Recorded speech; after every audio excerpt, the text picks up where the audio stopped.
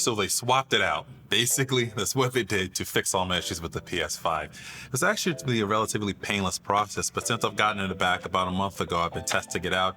Everything is working like it should, like you should have with a gaming console.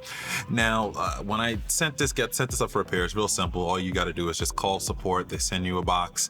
You send it back in the box, and it was roughly from the day it got there, that same day it got approved and shipped right back out again. It took in total about 2 weeks or so before I got it back, and I've been testing it out for about a month or so now. And like I said, everything works with it, from playing PS5 games, testing out Spider-Man Miles Morales again, no crashes. PS4 games on the internal storage played just fine. I did the big thing with the external storage. I plugged that in, I put my PS4 games on that, started playing off of that. No problems at all. No problems going into rest mode either. It goes in, no crashing.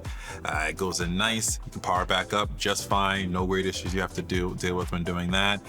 Everything is working basically like you would expect it to do from day one with the system. And there's actually even some improvements. My Wi-Fi noticeably improved to be a lot faster, but I'll talk about that in another video as to what I think that might be.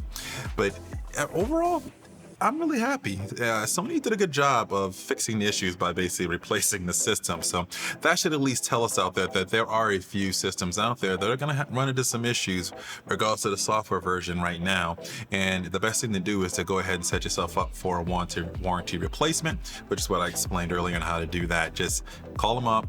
They'll send it out, they'll send you a box, you put it in the box, send it back, they'll most likely swap it right out, and you get it right back again, about 2 week process. So really happy with that, and I want to send you guys at least an update to let you know everything's back up and running again. I'll definitely be doing some more PlayStation videos along with my other gaming videos on Xbox and Nintendo and all the other console gaming stuff that we talk about here on the channel up real soon. But for now, check out a few of these recommended videos, and I'll catch you the next one.